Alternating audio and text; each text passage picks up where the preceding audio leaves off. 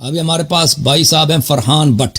السلام علیکم فرحان صاحب, خیریت سے ہیں انشاءاللہ؟ ٹھیک ہیں آپ کا مائکروفون آف ہے, مائکروفون اپنا کھول دیں بھائی, آپ نے خود بند کیا ہوا, آپ کھل گیا جی. خیریت سے انشاءاللہ, مائکروفون اپنا کھول دیں فرحان بھائی, پھر بند ہو گیا آپ. جی میں نے نکال دیا سر. السلام علیکم ورحمۃ اللہ. علیکم السلام. علیکم السلام. خیریت سے ہیں؟ الحمدللہ محترم, میں ٹھیک ٹھاک, آپ سنائیں خیریت سے ہیں؟ اللہ تعالیٰ کا بڑا احسان ہے. کہاں سے کال فرمایا آپ نے فرحان بھائی؟ میں لاہور پاکستان سے. Thank you sir. داڑھی تو آپ کی بڑی ہے, مولوی ہیں کیا؟ ہاں جی سر.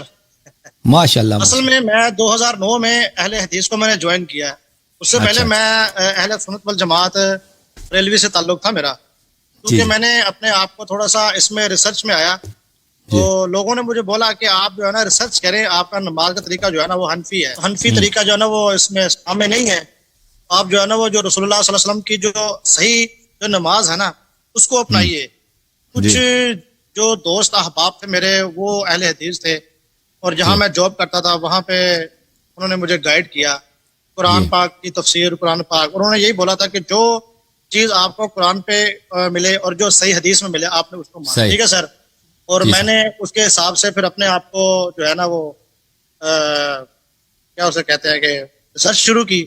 تو میں نے دیکھا کہ اہل حدیث لوگوں کو میں نے کافی پاس پایا. اس وجہ سے محترم جناب میں جو ہے نا وہ آج نماز کا جو طریقہ ہے نا وہ میں اہل حدیث کی طرف. اب میں جس علاقے میں رہتا ہوں ہمارے علاقے میں مسجد بھی ہے اہل تشیعوں کی, تو میں نے مولانا اسحاق صاحب کو بھی سنا کافی. تو مولانا اسحاق صاحب نے جو ہے وہ ہمارے اہل حدیثوں کے بہت بڑے عالم تھے, ان کے جنت الفردوس میں جگہ تھے, اب وفات پا چکے ہیں. ان سے تقریر میں نے سنی اور ان کی تقریر میں مجھے یہ ملا کہ انہوں نے بولا کہ یار سب لوگ جو ہے نا وہ مسلمان ہیں, یہ جو فرقہ جو بنایا گیا نا یہ ہمارے اپنے بنائے گئے, بعد میں بنے. اچھا محترم, میرے سوالات ہیں کچھ اہل تشیع کے بارے میں. میں اہل تشیع کی مسجد میں 3-4 مسجدوں میں گیا ہوں, مجھے وہ میرے مطابق مجھے تسلی بخش میرے جواب نہیں. میں آپ کو سنتا رہتا ہوں, آپ کو یوٹیوب پہ سنتا رہتا ہوں میں, تو میری دلی خواہش ہوئی کہ میں آپ سے بات کروں, تو اللہ نے آج بہت مہربانی آپ کی, بہت مہربانی. سر میں اپنا سوالات سر میں شروع کروں سر؟ بسم اللہ بسم اللہ. اچھا سر, پہلا میرا سوال یہ ہے کہ اہل تشیع میں کافی چیزیں جو ہیں وہ ثابت ہیں ہماری کتب سے سر. اب ایک چیز ہے جی ماتم. یہ ماتم کہاں سے ثابت ہے سر؟ یہ تو بدعت نہیں ہے کیا؟ کیونکہ ماتم جو ہے وہ نہ رسول خدا صلی اللہ علیہ وسلم کے دور میں ہوا, نہ کسی صحابہ کے دور میں ہوا, نہ امام حسین کے دور میں ہوا.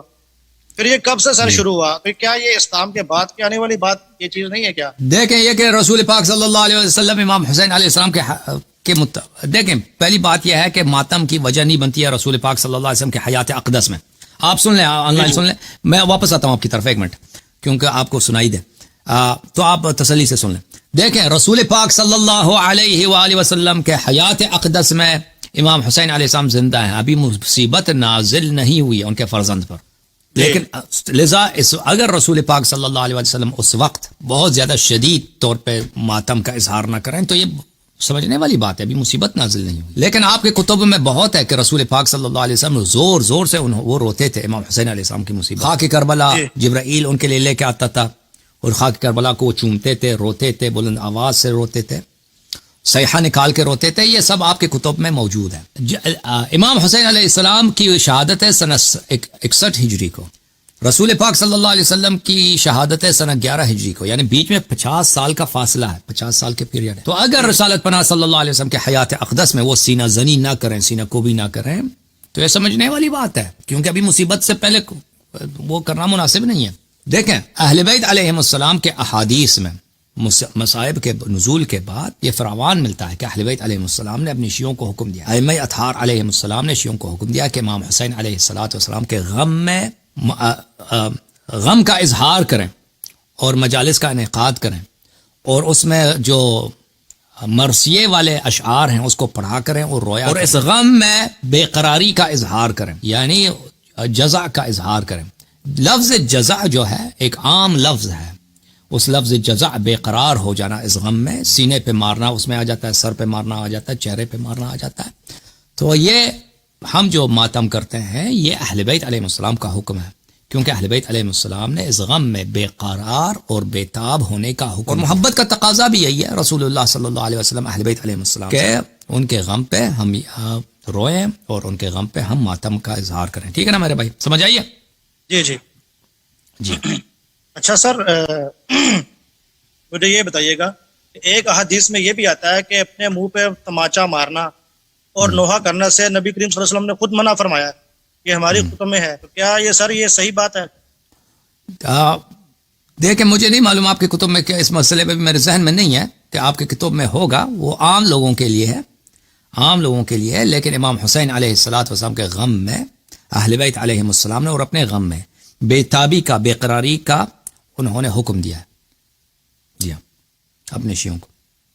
اور رسول اللہ صلی اللہ علیہ وسلم نے فرمایا اپنے امت سے کہ میرے بعد میرے اہل بیت علیہ السلام کی اتباع کرو. اور دیکھیں حضرت رسول صلی اللہ علیہ وسلم کے زمانے میں ابھی امام حسین علیہ السلام زندہ ہیں. وہ اپنے نانا کے پاس آتے ہیں، ان کے گود میں بیٹھتے ہیں، ان سے گفتگو کرتے ہیں. رسول اللہ صلی اللہ علیہ وسلم روزانہ ان کو چومتے ہیں. ابھی جو ہے نا ان کے حیات میں چہرے پہ مارنے کی کوئی بات ہی نہیں آتی ابھی. لیکن امت نے جو اہل بیت علیہ السلام کے ساتھ کیا ہے، رسول اللہ صلی اللہ علیہ وسلم کے اہل بیت کے ساتھ، ان کے بیٹیوں کے ساتھ، ان کے نواسوں کے ساتھ، ان کے نواسیوں کے ساتھ اسیر بنا کے کیا، تو یہ تو اس میں چہرے پہ مارنا، اس میں ہر قسم کا غم کا اظہار کریں وہ کم ہے.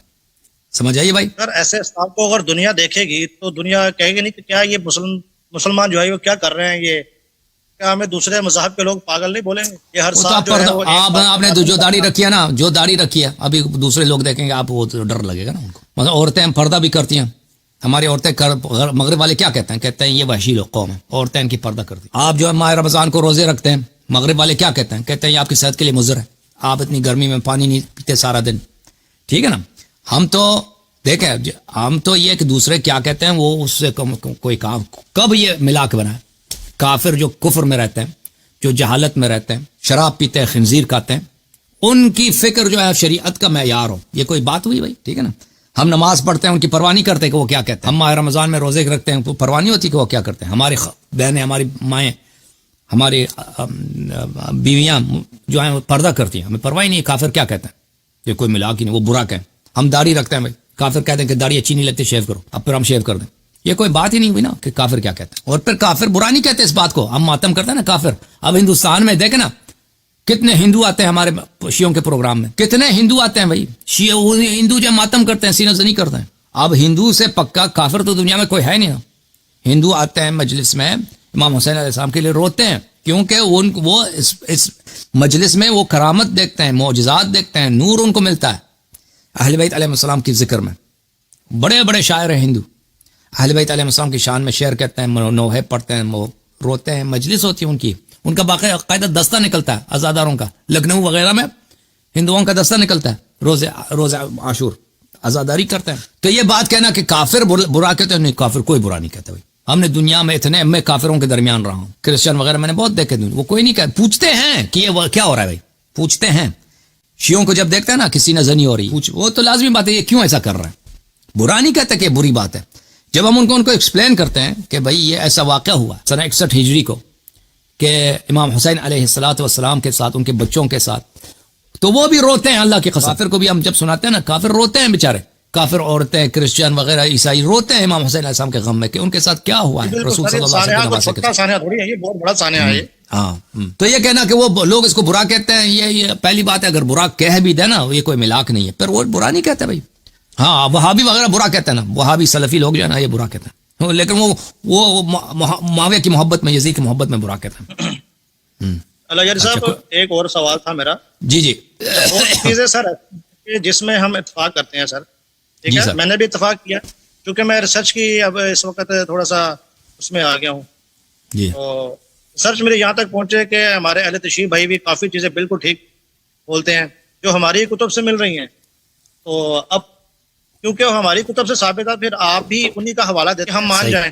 ٹھیک ہے نا سر، آپ ہماری کتب سے اس لیے حوالہ دیتے ہیں کہ ہم مانیں، کیونکہ وہ ہماری نظر سے کبھی گزری نہیں ہوتی. تو آپ اس کو ہائی لائٹ کرتے ہیں اور ہماری نظر میں جو ہے وہ پہنچ جاتا ہے. اب بعض اوقات ایسی احادیث بھی ہیں جو سر آپ کے عقیدے کے مطابق نہیں ہوتی، پھر آپ سر ان کو کیوں نہیں مانتے؟ آپ پھر ان کو بھی مانا کریں. تو آپ لوگ جو ہے نا خود بھی اپنے سارے احادیث کو نہیں مانتے نا. دنیا میں تو کوئی ایسا قوم نہیں ہے کہ وہ کہہ دے کہ دنیا میں جتنی احادیث ہیں سب کے سب احادیث کچھ صحیح ہیں کچھ جھوٹی ہیں. تو دیکھیں میرے بھائی، دیکھیں جو دنیا میں مسلمان جو نبی صلی اللہ علیہ وسلم کے نواسے کو قتل کر سکتے ہیں پیاسے اور تشنت دہن کے ساتھ، ان کا سر ذبح کر سکتے ہیں، اور پھر ان کا سر مبارک جو ہے نیزے کے نوک پہ لگا کے ایک شہر سے دوسری شہر، دوسری تیسری شہر، یہ لے جا سکتے ہیں علن. مسلمانوں نے کیا نا, کفار تو انہوں نے نہیں کیا. تو وہ نبی صلی اللہ علیہ وسلم پہ جھوٹی حدیث نہیں باندھ سکتے. جھوٹی حدیث نہیں باندھ سکتے, یہ کون سا مشکل کام ہے. جو نبی صلی اللہ علیہ وسلم کے نواسے کو قتل کر سکتے ہیں, وہ اپنی سیاست کے لیے ان کو ذبح کر سکتے ہیں, وہ ان کے پاس درباری ملا اتنے نہیں ہے کہ ایک دو نہیں ہزاروں کی تعداد میں اپنے مفاد کے لیے وہ احادیث بنوا دیں, بالخصوص وہ سیاسی اہل بیت علیہ السلام کا حق تلفی ہوتی ہو اور دوسروں کا جو حکومت ہے وہ صحیح بنتی ہو. بالکل ضرورت ہے, یہ تو ایک ضرورت